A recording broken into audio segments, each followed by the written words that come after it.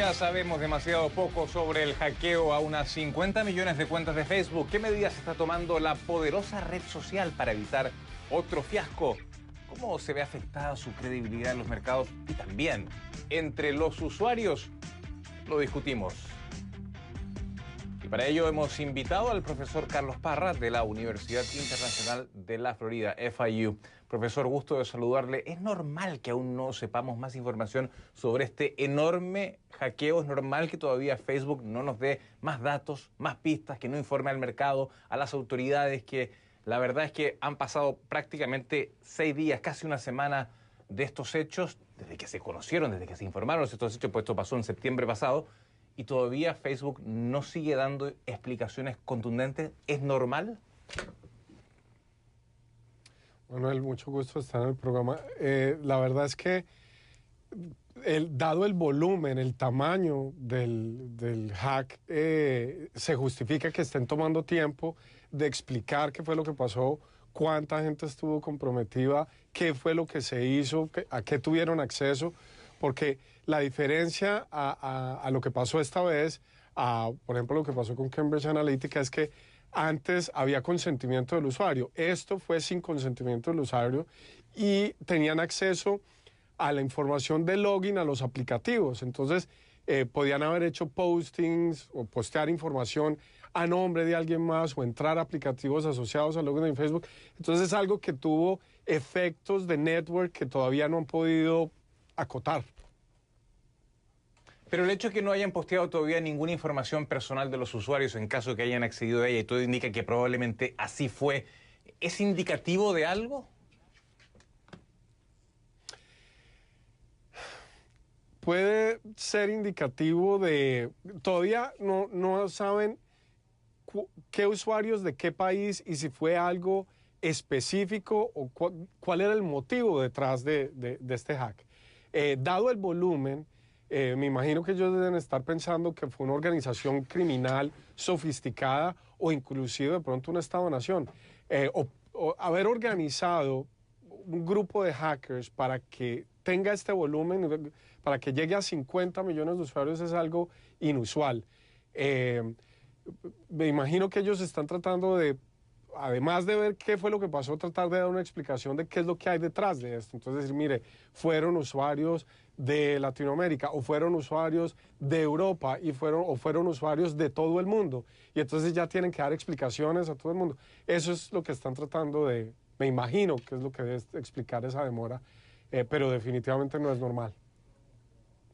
No todas las personas se vieron obligadas a reiniciar su sesión una vez que Facebook anunció este hecho. Esto entiendo que aconteció el día viernes. Quienes tuvieron que reiniciar su sesión, poner otra vez su login, su password, ¿fueron potencialmente los afectados o eso no se sabe? ¿O eso fue algo aleatorio que hizo la compañía? Eso todavía no se sabe, no sabemos si la compañía hizo eso a propósito o de pronto fue parte de lo que estaban haciendo para revelar la atribución, porque justamente lo que gatilló todo esto es que los hackers hicieron algo anormal que llamó la atención de Facebook. Entonces una estrategia que pudo haber tenido Facebook es, bueno, dejemos que sigan haciendo algo para saber exactamente quiénes son, pero ya en algo contenido, sin exponer tanto los usuarios.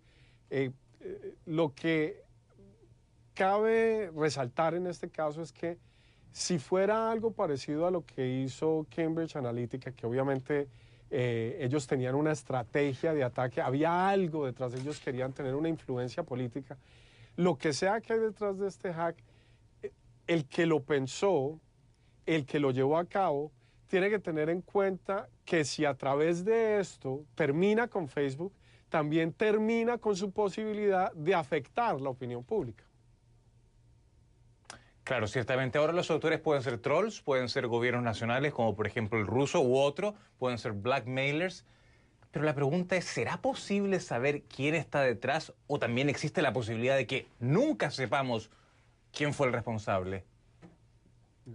La atribución en estos ataques es algo muy difícil de determinar, pero puede haber indicativos, entonces por eso ellos están tratando de acotar la distribución geográfica de los que se afectaron, si fue que hicieron postings o postearon información a nombre de otras personas. ¿Quiénes eran esas personas?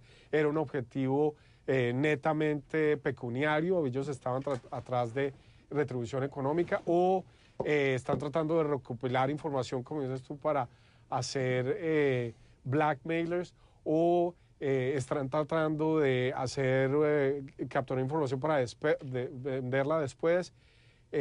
Mientras no sepamos exactamente el motivo, que eso es justamente lo que tiene Facebook, el problema que tiene, no puede explicar qué fue lo que pasó. Entonces, tiene el tema geográfico, el tema de las razones, el tema de la atribución. Eso es lo que ha demorado tanto que sepamos. Y esto lo que hace es socavar la confianza de los usuarios en Facebook. Y tiene impacto financiero. Entonces, por supuesto, y ahí justamente quería ir, profesor, claro, porque puede la compañía recibir sanciones de reguladores, también demandas civiles de usuarios potencialmente hackeados. ¿Existe esa posibilidad en lo sucesivo?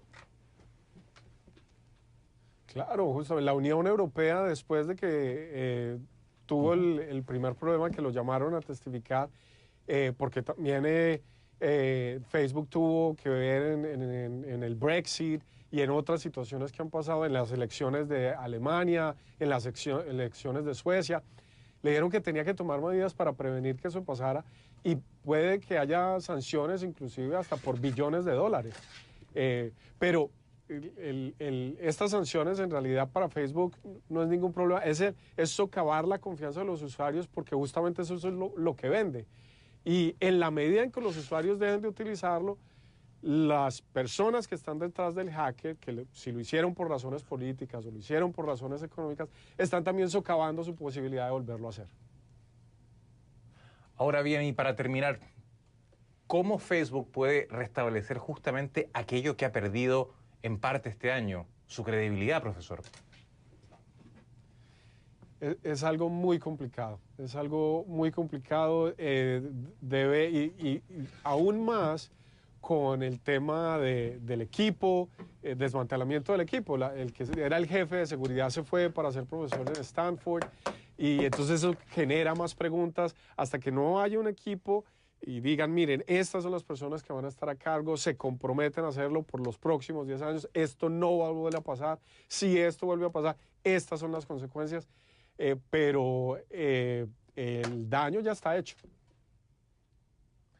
El daño ya está hecho, y todavía a casi una semana de que se comunicó este hackeo, hay más preguntas que respuestas. Gracias al profesor Carlos Parra de la Universidad Internacional de la Florida, FIU, por estar esta noche en el programa. Y cuando regrese